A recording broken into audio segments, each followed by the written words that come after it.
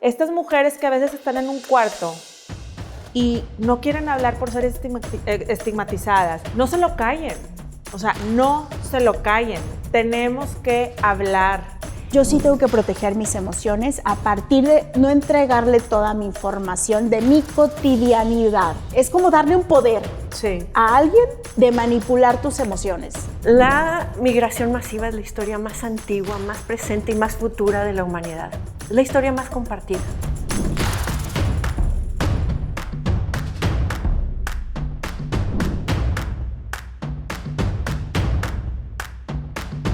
Bueno, y esta semana ganamos todas las mujeres. ¿Por qué? Por estos casos emblemáticos de Sasha y la columnista Jean Carroll, que aunque ambas aquí la cuestión es que muchos se preguntan si son casos de los 90s.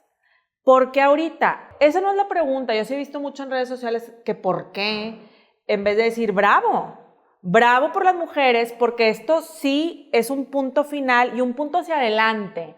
Aunque, por ejemplo, en el caso, bueno, vamos a platicar un poquito de los dos. Sasha con Luis de Llano, tuvo una relación sentimental con él, pero ella dice que la manipuló, ella era menor de edad y que le afectó muchísimo. Ganó el caso y ahorita, pues, son casos civiles, ¿verdad? Pero pues como quiera, ganas el caso y pagas, ¿no? Y en el caso de Jean Carroll con el expresidente de Estados Unidos, Donald Trump, que dice que en su momento la violó en una de las tiendas Bergdorf Goodman de Estados Unidos, y que ella tiene las pruebas y todo, y ya recorrieron muchos juicios y muchos jurados, y esta semana justamente va a ser otro juicio de esa demanda de difamación y demás, porque también dicen que la difamaron y tal. Entonces hay muchos aristas en estos casos, pero más allá de meternos en cada caso, yo creo que aquí la mujer es la que sale victoriosa. Todas las mujeres, hayamos sido abusadas o no abusadas. ¿Por qué? Porque por fin se está haciendo justicia, ¿no? ¿Tú qué opinas de esto, Sofía? Fíjate que he estado más pendiente del caso de Jean Carroll, por la cuestión política, ¿no? Y por seguir la carrera de atropellos de Donald Trump. Y este es un caso de Jean Carroll que empezó se atrevió ya a poner la denuncia en el 2019, pero ya desde antes ella había escrito un libro y lo que sucede es que usa su gran micrófono para difamarla. Sí. Para decir que no es cierto, que no conoce, que ni siquiera la conoce, y además se atreve a decir en varios foros que, pues además mírenla, o sea, no es su tipo, él no le entraría a eso, ¿verdad? Ese es, en lugar de decir, yo no violaría nunca a una mujer, nunca se le ha oído decir eso, yo no haría, sería incapaz. Él dice, está rete fea, o sea, eso es lo que dice, ¿no?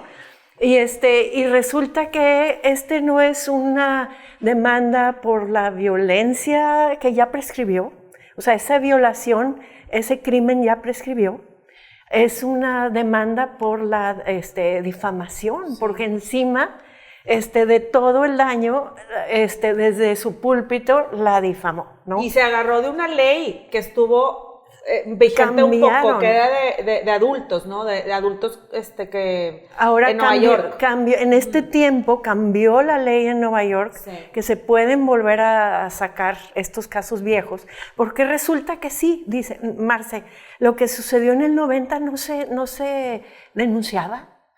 ¿Cómo se va a haber denunciado en aquel entonces si las mujeres decían, ¿para qué voy y digo si me van a volver a vejar, ¿no? O sea, en público además, y no vamos a llegar a nada, mejor me callo. Y lo que sucede ahora, y esta es la ganancia, es decir, tengo que contar esta historia. Y es lo que sucedió con esta. Y se transmitió, y esto es algo increíble, se transmitió esta careo que le hacen a Donald Trump, que estaba él en privado con la abogada. Sí. Y lo que sucede, sí, es el empoderado de verdad, ahí dijo que se empoderaba por el millón de años que las estrellas, o sea, no lo digo yo, en serio que lo dijo él así, 1 millón de años lo respaldan. Ay, no, y todavía está... Lo dijo a su modo, pero sí, 1 millón de años de historia de las superestrellas pudiendo hacer, sí, ese tipo de cosas, tocarlas y a quien quiera, ¿no? Basada en su video ese de Hollywood. Sí. ¿Cómo se llama esa? Sí. Hollywood Reporter. Bueno, sí, ese Access Hollywood, ese video de él hablando sobre cómo se abalanza sobre las mujeres. Y sin también preguntar, se confunde, ¿no? etcétera. Se confunde con Marla o no sé. Luego ve la foto de la mujer y dice, es mi esposa. Entonces sí te atrae, ¿verdad? Sí. O sea, hubo cosas ahí muy clave, pero a mí lo que me puso, creo que esto es en lo que vamos a romper un hito, es empoderamiento ya de decir, porque soy hombre, porque soy poderoso, porque soy estrella, puedo hacer lo que quiera porque 1 millón de años me respaldan. Digo, ¿qué dijo? Sí, 1 millón de años. Pues no hay 1 millón de años que respalden a superstars. Y no hay ahorita una ley que proteja a esas estrellas, ¿no? No, ni a Luis de Llano, que en su momento tiene que también pagar, fue, ¿no? Y ahora sí, con Luis ese de Llano. peso, ¿no? Tú, Indira, ¿qué dices de esto? Pues qué dolor estar teniendo que compartir algo tan delicado, una violencia que trastoca la vida personal y tenerlo que hacer bajo el escrutinio de lo público, precisamente para romper el silencio. Pienso que no ha de ser nada sencillo traer cosas del pasado de tu vida al presente y enfrentarte a un sistema de justicia que al menos en México naturalmente casi está casi siempre del lado del agresor, hay que decirlo así. Y que 60% de esos agresores, perdón que te haga un paréntesis, son familiares o conocidos. En México. También. Entonces, eso, imagínate, pues es que se me hace inaudito, ¿no? Y hace tiempo, Sasha acaba de dar una entrevista al País y me pareció muy duro esto que señala, que es cuando un abusador disfraza de afecto su abuso. Y eso no lo podemos entender si lo vemos con una mirada desde el machismo y la misoginia. Para poderlo comprender, tenemos que ponernos en el lugar de esas mujeres. Entonces, no ha de ser nada sencillo hacerlo, confrontarte al sistema de justicia, confrontarte a los juicios de las personas, a estas preguntas de por qué ahorita, al morbo de la situación. Y en realidad lo que está de fondo es una violencia que no debe suceder, pero que definitivamente cuando vivimos en un mundo, además de machista, donde los machos que ostentan el poder tienen esa incidencia en las decisiones, en los sistemas de justicia, y que por eso estas personas que también son de la vida pública, pues sí, del periodismo, de los artistas, pues tienen que confrontarse al poder de estos hombres. Estar ahí en la posición de frente al hombre que tiene poder no es cosa fácil. Me parece que todavía se defienden, que todavía se defienden los hombres, estos hombres. Así es. Entonces, por eso también, si nos ponemos en el zapato de ellas, las nuevas generaciones van a entender perfectamente lo importante que es romper el silencio pese a todo esto, lo importante que es hablarlo y contar esas historias, no solamente para prevenir y no caer en esas situaciones, sino también para provocar que el sistema de justicia realmente responda. Porque yo estoy segura que si Sasha no hubiera insistido públicamente, porque aunque ella no lo hizo así, habría una convocatoria a que todas las mujeres la respaldáramos. Pero si ella no lo hace, entonces el sistema de justicia, yo me hago esa pregunta, ¿hubiera dado la respuesta que dio? Probablemente no. Mucho ha sido la presión social y también en este y en otros casos. Y que sea un caso mediático. O si no fuera Sasha y fuera María Elena González, no sé, también. Y hemos cambiado el tenor de la conversación. O sea, creo que Sasha aquí en México tiene la oportunidad y se anima a hablar, porque del 2020 hemos venido... pues desde antes con lo de Me Too, ¿no? El 20, sí, esto del la 2018, marcha 2000, y la marcha del 2020 aquí, ajá. Esta marcha de las mujeres en el 2020, del marzo, 8 de marzo, sí. Que fue la primera, no hemos dejado que la conversación cese, ¿no? O sea, creo que encontró ella también la valentía en esta fuerza que ahora hay. Entonces es muy importante esta convocatoria a todas las mujeres a hablarlo, a atreverse. Ahora, no es lo mismo el micrófono que hoy tiene Luis de Llano, hoy, que por ejemplo, otros hombres con otros micrófonos. Claro, y estos son casos mediáticos, como lo están diciendo, pues son artistas, columnistas, expresidentes, productor que van en picada, pero sí me pregunto, como tú dices, este 60% de las mujeres que son violentadas sexualmente por familiares o conocidos, aquí en México y en Estados Unidos son 80%. Entonces, estas mujeres que a veces están en un cuarto y no quieren hablar por ser estigmatizadas y que se lo callan todas las noches y todos los días porque es el tío o porque es no sé, el vecino o por un conocido, el maestro del salón, no se lo callen. O sea, no se lo callen. Tenemos que hablar. Esa es tu valentía y vas a poder mover ahí en tu trinchera. Vas a mover las piezas porque si no hablas, no tienes que ser Sasha y no tienes que ser E. Jean Carroll. Ellas tienen todo el poder y el peso bueno, son casos mediáticos, a lo mejor la justicia los agarra también como para... No quiero pensar mal, pero pues publicitarse también de cierta forma pues está haciendo justicia. Pero casos de gente que no es conocida, muchas veces se callan porque ¿y qué va a proceder? ¿Y qué va a pasar? Pues sí pasa, porque vas a empezar a hablar y las demás, tus amigas o tus conocidas, van a empezar a hacer esta bola de nieve de vamos a hablar. Fíjate que alguna vez Alicia Leal de Alternativas Pacíficas mencionaba que curiosamente las mujeres más pobres son las que denuncian, pero las mujeres que tienen mayores posibilidades económicas no denuncian, y en gran parte es por los prejuicios y por los estigmas y los estereotipos de hablar. Y de hecho, la gran mayoría, en lugar de ir al Ministerio Público, van a un psicólogo, pensando que ellas son las responsables de esas violencias. Entonces, ahí tenemos piezas clave. Sí. Por supuesto, del camino. Claro, nos rebasa esta idea de qué van a decir de mí. Porque naturalmente en el machismo la mujer es la responsable, la mujer es la tonta, la loca, la exagerada, la que se puso la falda, sí, ¿verdad? Pero estos casos a mí lo que me demuestran es que no importa tu edad, no importan esas preguntas que claro que también duelen, pero las superas, y lo que estás haciendo es, a partir de tu propia historia, hacer presión para que esto no suceda, para que a nadie más le suceda. Y me parece que estos 30, 40 años después, no sé cuánta edad tenga Sasha, pero al contarlo también está dejando claro que no, o sea, una relación entre un hombre mayor y una jovencita y alguien que prácticamente le doblan o le triplican la edad, no es normal. No es normal, es un abuso. No hay balance ahí, ¿no? Es un abuso. Entonces, así hay que decirlo, pero si no se habla, no se conoce, por lo tanto no existe. Pero luego tenemos que ser vivimos en un país que empieza a hablar también sobre los matrimonios infantiles, ¿eh? Digo, me refiero a estos matrimonios, más bien abusos y costumbres en pueblos, y esto de Sasha...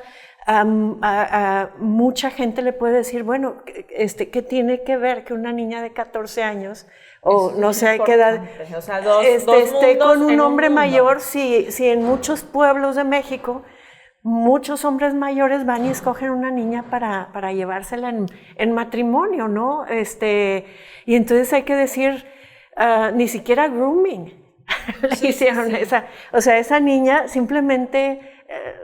la hicieron ahí un intercambio de alguna cosa que interesó por ahí, por los abusos y costumbres, y se llevan esa niña ni siquiera con este convencimiento de lo que puede hacerle o una persona mayor o de mayor poder a una persona tan jovencita, ¿no? Entonces, pues, o sea, esto sucede en México y no nada más a las artistas infantiles, ¿no? Claro, claro. Aquí la cuestión es, ya para cerrar, es hablen, ¿no? O sea, no importa que pasó hace 30 años, 40, 20, 10, ayer. Hay que hablar y ser fuertes. Y se dice muy fácil, pero pues te puedes agarrar también de alguien que es, no sé, tu mamá. Digo, en alguna entrevista también escuché que Sasha se agarraba de una que otra amiga para tal, y Jean Carroll también de su no manager, pero ¿cómo se dice? De su representante. Entonces, te agarras de alguien para que también tú tengas fuerza, agárrate. Bueno, pero esa es otra cosa. Estas dos mujeres tienen una plataforma. Y yo creo que lanzan un SOS, un llamado de ayuda, y hay abogados que van a ir a decirle, yo te puedo ayudar, porque además quieren quizá sí. Y luego sí hay otras plataformas como la de Alicia Leal. Hay estas plataformas que estaría muy bien que todas supiéramos para poder recomendarle a alguien más, ¿no? Sí, sí, sí. Porque todo esto es caro. Pero bueno, cambia la conversación. O sea, independientemente, entiendo tu punto, pero cambia la conversación. Hay que ser parte de esa conversación que cambia. Esto ya cambió la conversación. Por supuesto. O sea, Trump para el 2024 con este estigma, bueno, aunque la supremacía blanca, lo que sea, ¿verdad? Pero ya está cambiando la conversación. Luis de Llano, que era el intocable en México como productor, etcétera, pues ahora hasta problemas familiares tiene por esto. Entonces, ahí sí ya se cambió la conversación y creo que la mujer sale ganona, como dicen, ganona. Sí, ¿no? pues buscamos la justicia entre todas. Sí, el apoyo. El apoyo. Hablen, no se queden calladas.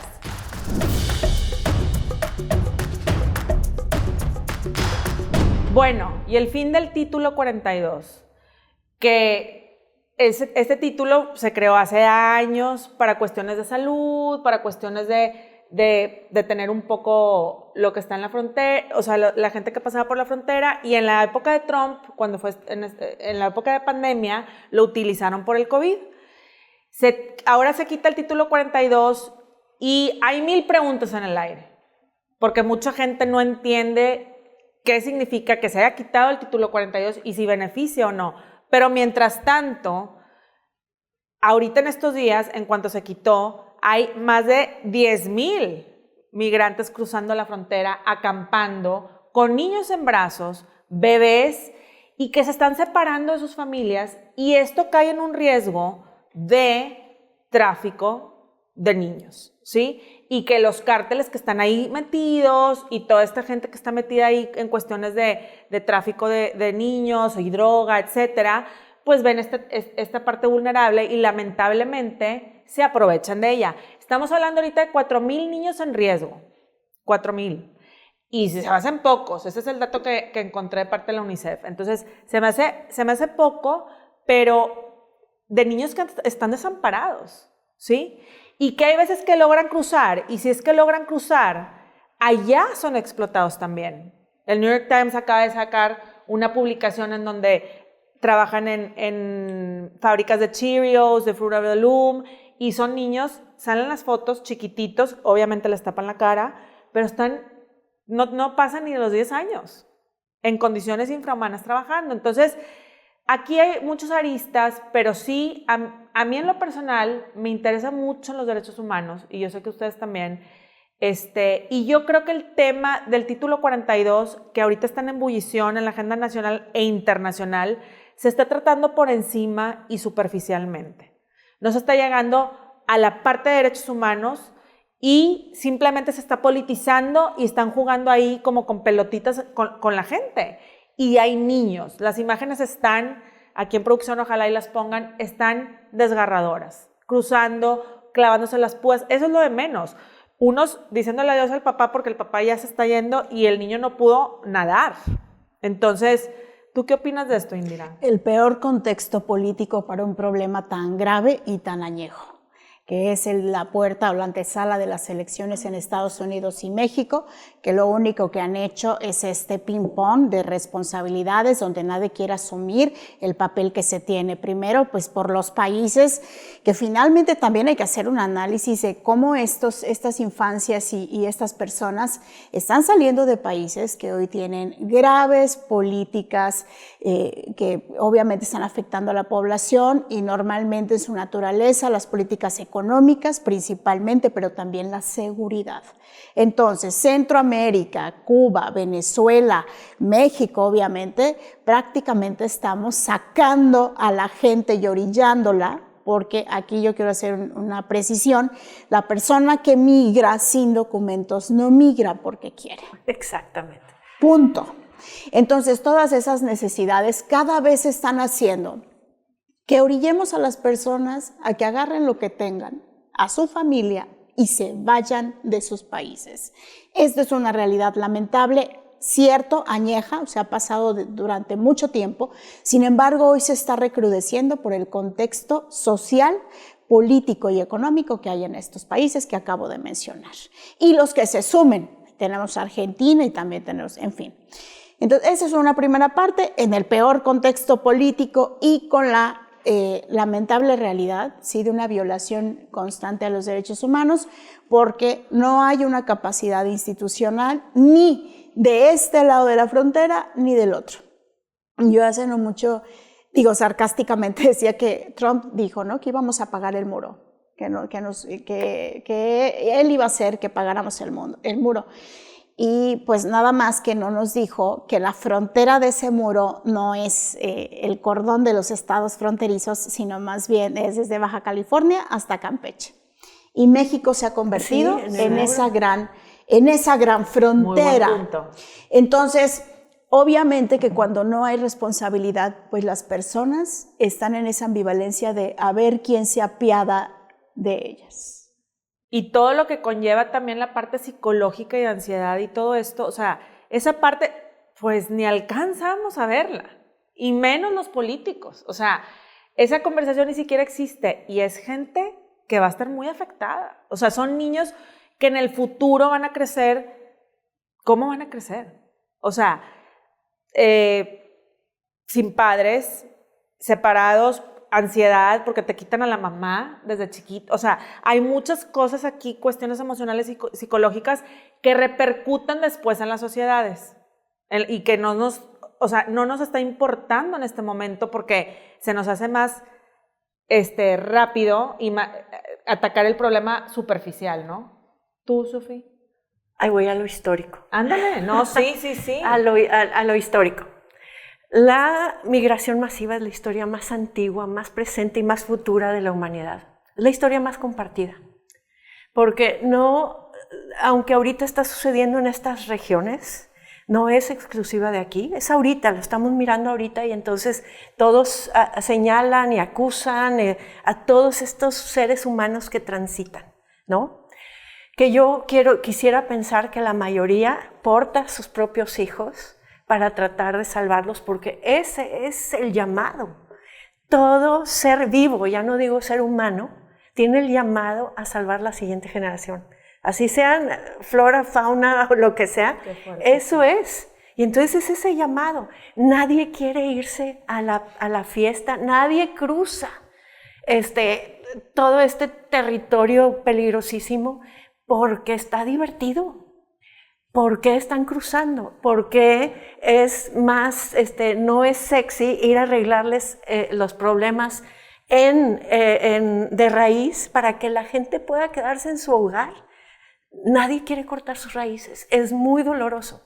Sin embargo, y ahí va más historia. Esa es la historia fundacional de México, esta migración masiva de ahora sabemos Asia, cruzar el estrecho de Bering, cruzar toda América hasta encontrar un águila devorando una serpiente. Nuestra historia es de migración masiva. Y sabemos eso. qué alegría, encontraron el águila devorando a la serpiente y ¡tarán! No nos preguntamos por qué dejaron su lugar de origen y cuánto perdieron en el camino. ¿Cuánto perdieron? ¿Por qué dejaron el lugar de origen? Y yo encuentro que hay 2 motivadores, hambre o guerra, o sea, violencia, ¿no? Y nada van a más. otro lugar Y con esto violencia. también es universal. Hambre o violencia, desde la caverna, es lo mismo. Y la historia fundacional de Estados Unidos también es de migración para salvar la vida. Es cruzar el mar en una época en que no sabían qué había más allá del mar, donde todavía le pintaban monstruitos a los mapas, ¿no? Se subieron estos pilgrims a su barco con sus hijos, sí, de otro tono de piel, de otra religión y de otro idioma, lo que sea, sin saber a dónde iban a llegar porque la vida ya no era posible donde estaban. Esta es la historia de estos que estamos viendo ahora. Esta es la historia de todos los peregrinos de toda la vida. Pero llegan a donde mismo, o sea, es un círculo vicioso. Nunca porque llegan, son aceptados. Llegan a la violencia, incluso peor a lo mejor. De hecho, yo leía el otro día en el periódico un niño de 8 años que decía, es que yo he escuchado a mis padres hablar de migración todo el tiempo, yo no sé ni qué es inmigración, o sea, yo no sé ni qué es migrar. Yo sé que nos movemos, pero ¿para qué? Porque estoy llegando a un punto, o sea, me parece, a ver si saco el extracto, yo lo leía y yo decía, es que el niño es tan sabio, porque todos nos estamos pasando la bolita y confundiendo en todo esto políticamente y sociedad. Y este niño lo captaba tan bien porque decía, no entiendo, vamos y venimos, no podemos cruzar, estamos acampando y yo todavía no sé para qué, porque sigo igual o peor que en mi país. Un niño de 8 años. Y ahí es cuando dices tú. Pues es que es el camino, camino. Sí. Pero sí. cada día que vives valió la pena porque allá donde estabas ya no podías vivir. O sea, a ese niño, ¿quién se lo iba a llevar? Se lo llevan estos grupos de guerrilleros y, o sea, ¿por qué se van? Esa es la cuestión. Y lo que sucede, la consecuencia es, Estados Unidos también es un país de migrantes, de toda su historia. Sí, claro. Así es, su historia fundacional llegaron en el Mayflower, ahí y se bajaron y les ayudaron a comer, porque no sabían ni qué comer, no tenían nada, y resulta que lo festejan cada Thanksgiving y sin embargo olvidan realmente que de ahí vienen, o de Irlanda, o de Italia, o de todos lados, ¿no? Lo que sucede con todos estos países europeos es que se han integrado a la narrativa estadounidense, han sabido contar sus historias.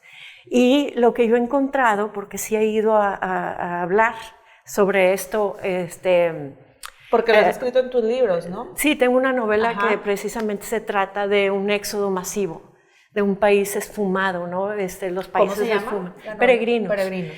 Pero lo que sucede es que ahora me mueve mucho ir a hablar con migrantes en California, Chicago y así. Y resulta que lo que encuentro es que no cuentan su historia, no se integran a la narrativa porque les han enseñado a callar. Ese niño cuando pase le van a decir, no cuentes, no te conectes con tu historia. No sé. Empieza una nueva. Y entonces los tienen todavía en tercera, cuarta generación.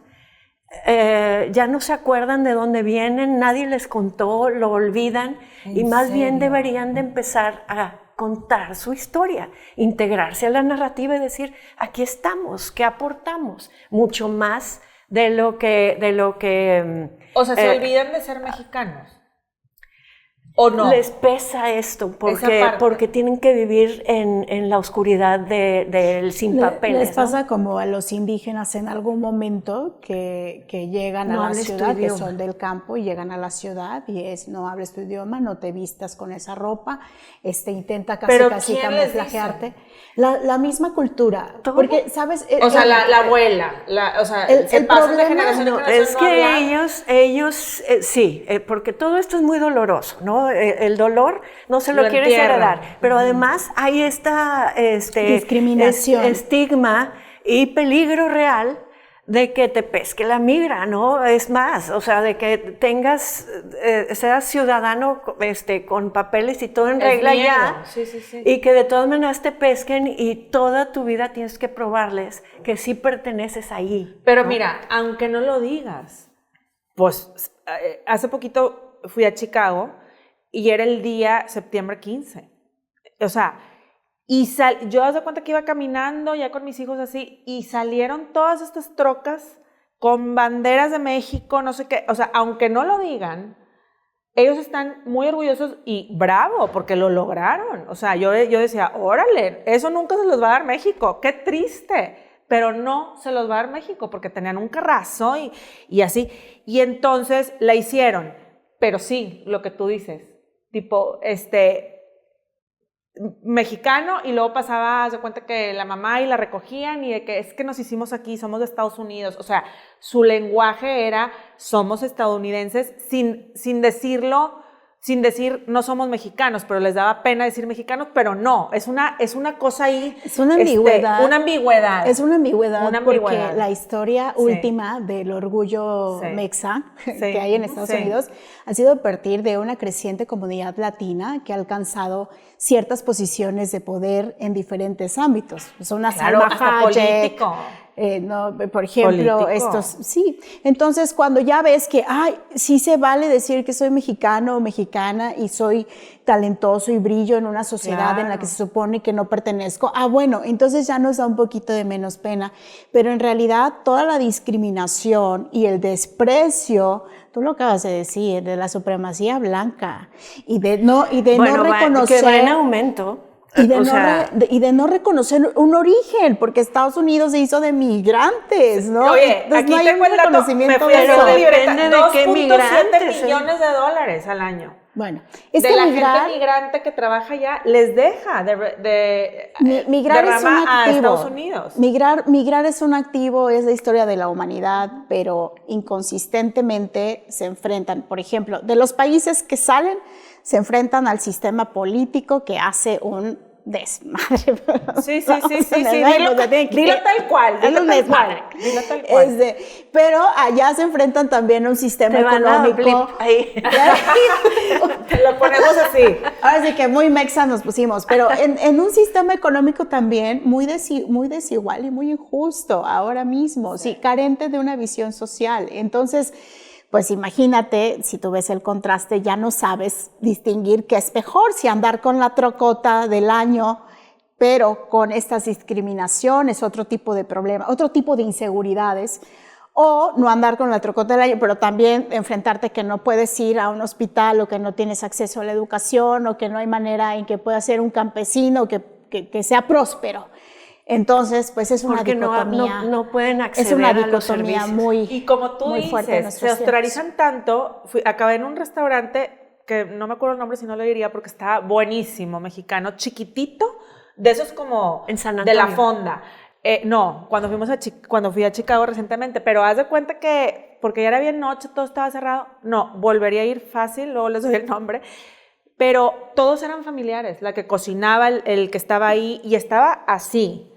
Y entonces, y platiqué con ellos y me decían, es que esto es nuestra vida y no queremos decir lo que tú dices, no queremos decir nada porque nos da miedo esto, porque tal, y entonces acabas viviendo en un mini sistema dentro de Estados Unidos que te funciona, pero pues tú... O sea, y ahí en Chicago hay este barrio mexiquito, ¿no? Sí, y ahí están, y haces tu vida y está muy bien, pero sí tienes que en cierta generación ya tratar de acceder a las universidades, a los servicios, a todo esto. Lo que sucede es que también hay que admitir que se han radicalizado un poco y más bien se han volteado en contra de los nuevos migrantes.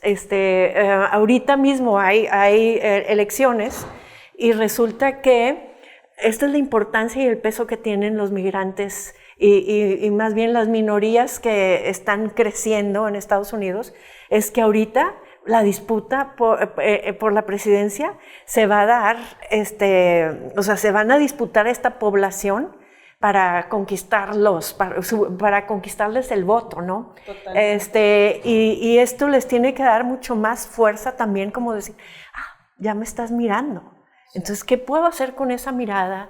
¿Qué puedo aprovechar para contar la historia y el dolor de vivir a escondidas, ¿no? Porque eso es lo que sucede. Los necesitan para todo, pero no los quieren ver no sé, sentados en un restaurante, ¿no? O sea, ahí los tienen. ¿Quién limpió Luisiana cuando el huracán? ¿Quién los fue a dar ayuda? Y sin embargo, el senador de ahí salió el otro día a decir qué bárbaro. Que comeríamos comida de gato, ¿no? Que eso también es otro tema. Bueno, es que esa parte del storytelling, y ya para cerrar, eso de comida de gato y tal, viene también de cadenas como Fox News, por ejemplo, que Fox News es sabido, súper sabido, que trae el storytelling, digo, con todo y que renunciaron a Tucker Carlson, que era uno de los principales promotores de, no, los migrantes, la supremacía blanca y tal, siguen estando, sí, claro, y entonces tú ves que van atropellando a unos 7 migrantes de Venezuela, un tipo loco hace 15 días, pero tú ves eso cada noche en un Fox News y dices, les reto a que le prendan a Fox News y lo vean una noche y dices tú, no, es que con una que veas tu mentalidad se vuelve, si estás loco de racismo y no sé qué, dices tú, lo empujan a que sea eso en Estados Unidos. Bueno, ya querer ver a Tucker Carlson ya implica algo de locura. Sí, eso sí participaste porque estaba, como hablaba, ¿no? Sí, la pregunta es qué vamos a hacer en ambos lados, en Estados Unidos y en México, porque lo que sí está claro es que la migración va a ser cada vez mayor en tanto los problemas de los países de origen no se resuelvan, y por lo tanto también en Estados Unidos va a haber una exigencia igual mayor a ver cómo responden los candidatos a la presidencia respecto a algo que ya nadie puede detener, aunque yo insisto, quien migra no migra porque quiere. Sí, y debemos de recordarle al mundo que si ahorita esto está sucediendo aquí, realmente, o sea, tenemos que decir, pero a finales del siglo XIX, principios del XX, le tocó a Europa ser miserable y venir miserable a ser explotado a Estados Unidos de la era industrial, ¿no? Ya te tocó a ti cuando acá no había eso, ¿no? Nada más tienes que recordarlo y ejercita tu empatía. No hay ser humano hoy en la Tierra que no tenga esta historia, de verdad, o varias veces, si no en el plazo de tu vida, de verdad, en tu cadena ancestral lo tienes. Estás hoy vivo en esta Tierra, así como tienes tu vida tan linda, tan ordenada y así, porque alguien se atrevió a hacer lo que hoy vemos a estas personas hacer. Bueno, y el tema de redes felices o felices redes contra la realidad fatal. ¿Por qué? Porque muchas veces estamos ahorita en el mundo de redes sociales, que es casi, creo que estamos en el celular. El otro día vi que estuve 5 horas en el celular en la semana y dije, no, bye, lo tengo que dejar. O sea, son cosas que ya vivimos por el celular, por las redes sociales, y muchas de esas veces la realidad, las cosas que ponemos en redes no son la realidad. Estas 2 personas la semana pasada estuvieron en Trending Topics en Estados Unidos porque uno es papá y la otra es mamá. Heather y Bobby no son juntos con pegados, son separados. El papá es número 1 en TikTok, más de 400,000 seguidores, salía con sus hijas bailando, no bailando, diciendo, no diciendo. Y resulta ser que un día de la semana pasada amaneció suicidado, o sea, se había suicidado. Y contrapeso con Heather, que también Heather, la Queen Blogger Mommy of the Year y cosas así, en cuestión de que era la mamá perfecta. En este año también en sus redes aceptó que tenía depresión y alcoholismo y lo empezó a poner como en su storytelling ahí de la red social, pero tuvo 18 meses de estar en rehab y ahí fue su recaída y también se suicidó. Dejaron niños de por medio, unas cuestiones tristísimas, pero aquí tocamos el tema, ¿por qué? Porque la mayoría de las veces en las redes sales feliz y contento. Tenemos muchos ejemplos aquí en Nuevo León, tenemos muchos ejemplos de Estados Unidos, incluso nosotras a veces subimos cosas que a lo mejor subes y que realmente eso no está pasando. O sea, ay, acomódale aquí y mi hijo no sé qué, yo no sé qué. Y al final tú estás agotada o estás triste o estás, ¿verdad? Y no es la verdad. Entonces, ¿qué esta delgada línea del peligro y hasta dónde? Porque aquí en estos dos ejemplos fue suicidio. ¿Tú qué opinas, Indira? Yo voy a sonar como tía conservadora. La verdad es que, la verdad es que a mí cada vez me tripea más ver a tanta gente con este frenesí de la gratificación inmediata que decíamos que provocan las redes sociales, que es vivir a través de los likes, los views. El seguidor.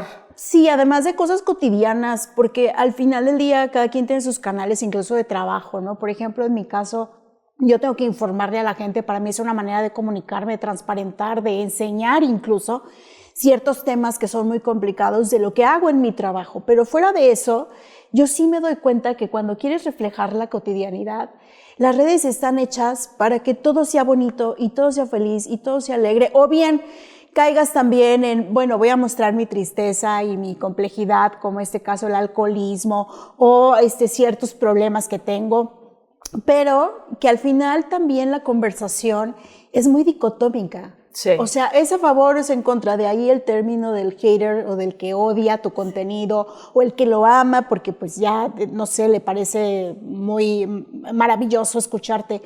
Pero no hay una conversación real. O sea, para mí siempre todo es dicotomía. O quién está del otro lado, ¿lo conoces o no? ¿Quién es? Y llega un momento en el que dices, bueno, ¿a mí de qué me sirve estar comunicando esta cotidianidad si no se valora como la realidad que es? Y en realidad se puede malinterpretar, se puede...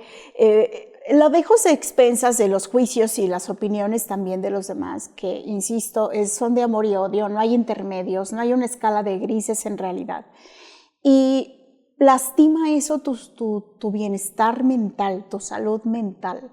Al menos esa ha sido mi experiencia con las redes sociales. O sea, si yo no pongo una línea entre el trabajo y la cotidianidad y no le pongo límites a la cotidianidad, yo sí percibo que te puedes envolver, sí te puedes envolver. Y al rato cualquier comentario o cualquier situación, eso es como un moderador de tu salud mental, un moderador de tus emociones que no puedes ni siquiera manejar, incluso aunque fueras a terapia o aunque fuera... Es complicado. Y pienso que ahora con mucha facilidad la gente le entrega su información a esas empresas de redes sociales y a esas personas a las que no conoce. Y no sé qué tanto, digo, cada quien también habla como le va en la feria. En mi feria sí ha sido tener que proteger de cierta manera mis emociones. ¿Qué has protegido? Y tu privacidad. Mis emociones, y que van en función de eso, de mi privacidad, de mi cotidianidad, vaya. ¿Eso no lo publicas tú? No, normalmente no. Normalmente me enfoco en el trabajo, en los temas, en la agenda, pero lo otro sí me he dado cuenta que cuando he hecho mis intentos de, bueno, pues es que a lo mejor sí es importante que sepan, no sé, qué comí hoy, que ir a tener ¿no? otra cosa que no sea el trabajo. Sí, ajá. Pero lo que se provoca no son conversaciones constructivas para mi persona. O sea, yo no le veo una construcción, una mejora, algo que me aporte. La verdad es que no. Por eso digo, cada quien habla como le va en la feria. Y en mi feria, yo sí tengo que proteger mis emociones a partir de no entregarle toda mi información de mi cotidianidad, no de lo que la gente merece y necesita saber, sino de mi cotidianidad. Hay gente a la que no conozco y enfrentarme quizá a cosas que también puedan, es como darle un poder a alguien de manipular tus emociones. Y yo pienso que lo estás diciendo súper bien. Eso sí, no está bien para las personas, pienso. Sí, yo creo que las redes son grandes instrumentos cuando los usas. O sea, ahí están para que sean tu instrumento, pero no te debes de convertir en el instrumento de las redes, ¿no? Totalmente. Y aquí hay algo muy importante y hay que decirlo. Ya estamos hablando de gente que muere por suicidio. Antes no se hablaba. Y entonces, en este caso, morir por suicidio, decidir terminar la vida, me parece tristísimo. hay que hablar. ¿Qué lleva a una persona a ese paso irremediable? Es muy difícil decirlo, ¿verdad? Pero luego aquí las redes. Bueno, estas personas son gente muy mediática, muy pública, muy conocida.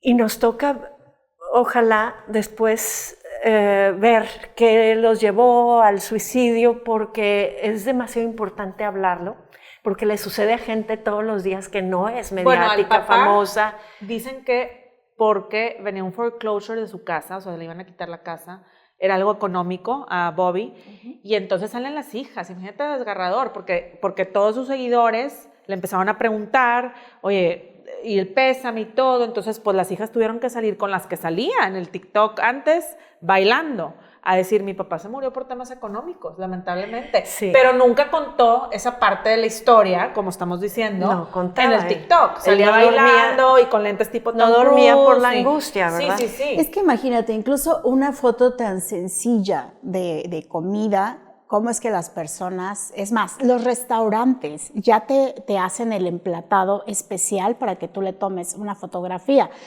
Hacen la decoración para que la gente se tome fotografías. En los eventos sociales ahora ya incluso está el apartado especial para que la gente haga ahí su fotografía o ahí se haga el video. Mucho pensando en función, casi como si tú fueras el productor de una película. Y como productora de tu propia película, entonces decides qué mostrar, pero naturalmente, al menos yo lo observo así de bote pronto y veo que la gran mayoría del contenido no es para que las personas tengan algún tipo de prejuicio malo sobre ti, es para que lo tengan bueno. ¿Quieres no es para que sea bueno? Sí, claro, es para, ay, mira, yo cuido a mis hijos soy perfecta. Y sí, aquí estoy con mis hijos, ¿no? Y, ay, mira qué bonitos los bebés y... pero al rato, si tú ves la misma escena, digamos como en un zoom out, como si hicieras otra producción, vas a ver a una mamá clavada en el celular y los niños y las niñas desatendidos totalmente. Sí. Bueno, y esa es otra cosa. ¿Qué es primero, el huevo o la gallina? O sea, ya estás muy metido en redes como ellos. Ella vivía de eso. Yo creo que también, como muchos, tienen la esperanza de monetizar sus ¿Pero publicaciones, ¿verdad? ¿A qué precio? Pero, ¿al precio de la vida? No, resulta que fue primero, porque ella prácticamente fue de las iniciadoras de los blogs, ¿no? Y de los contenidos, cómo llevar contenidos. ¿Qué fue primero? Su necesidad, algo que ya traía ella muy profundo, esta necesidad de expresarse y luego hacer públicas todos sus pensamientos o lo que sea, o le ocasionó la depresión estar tan pública, ¿no? Es un súper buen punto. Según entiendo yo, ella ya viene de una situación de salirse de su comunidad religiosa, que es muy fuerte, mormona, se sale de la comunidad, se rebela, luego aún en un trabajo previo, la corrieron por sus contenidos, ¿no? O sea, y ella se dedica luego a esto y descubre algo que después tiene tanto seguimiento, pero o sea, ¿qué fue primero? ¿Qué te orilla a publicar tanto antes de, mira, me está cayendo de esto, vive mi familia, lo que sea? ¿Qué te orilla a publicar tanto? ¿Qué te orilla a salir tanto ¿Y cuál es el precio? En las redes? O sea, ¿cuál es el precio? ¿O qué le estás dejando de ejemplo a tus hijos? Porque también, como dices tú... Hablemos de los hijos luego, ¿no? No, sí, porque estás... o el papá también. Es que es papá y mamá. Un papá y una mamá. Entonces, te estás grabando todo el tiempo, no sé qué, tal... Los niños ahorita están metidísimos en el YouTube Kids y en el no sé qué. Desde muy estoy hablando de YouTube Kids de los chiquititos. Y entonces se creen que el Ryan que sale, el tal. Oye, y el otro día mis hijas estaban hablando de Ryan y yo, ¿quién es Ryan? Yo dije, un niño del colegio, pero yo no he escuchado a Ryan. No, mamá, el youtuber. Y yo, oye, pero hablaban como si fuera Ryan, ¿verdad? El amigo de ellas. Y yo... Pero porque ya están tan inmiscuidos en estar en este mundito de Este niño Ryan, de verdad, desde que tenía 4 años, lo hicieron un YouTube star. Es de los número 1. Entonces, el niño ya ahorita ya creció, ya tiene 11 años, pero lo sigues viendo bebé o no bebé. Tú puedes ver todos los videos y dices tú, y es un emporio, venden hasta juguetes de Target de él. Entonces, pero el niño tú lo ves y luego hay historias en que los niños ya grandes dicen, no era feliz haciendo todo eso.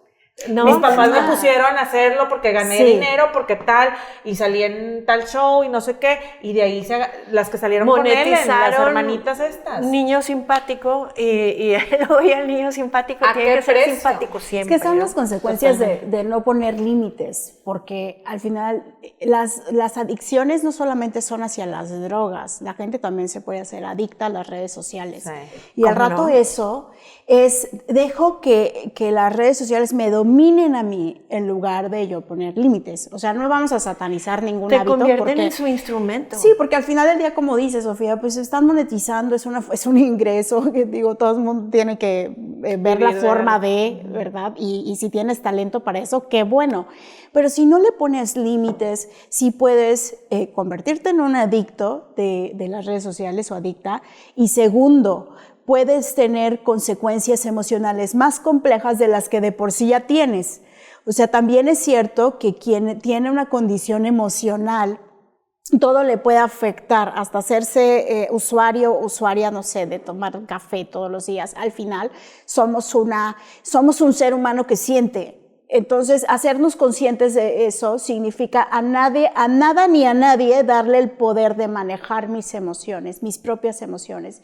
Y pienso que muchas de esas personas, si no ponen límites, desbordan todo eso, entregan ese poder y al final todo lo que leen, todo lo que están retroalimentando, incluso lo que hacen, puede afectarles a ellos, a ellas y a sus familias. Entonces, sí es importante hablarlo. Porque claro, estos son casos extremos, ¿eh? Tampoco estamos hablando de la gente que... pero ha pasado muy seguido este año. La modelo esta que se tiró del piso en Nueva York también, un día antes estaba posando así de que, ay, no sé qué, y se suicidó también. Pero últimamente que estamos hablando de salud mental y de cómo hay que priorizar, bueno, también en nuestra salud mental debe de estar esto y no caer en los excesos. O los abusos del uso de las redes sociales. Y esto que decimos es que fingía estar alegre. No, es que quizá el momento terrible fue ese momento en que toman y hacen ese paso, ¿no? ¿Cuál?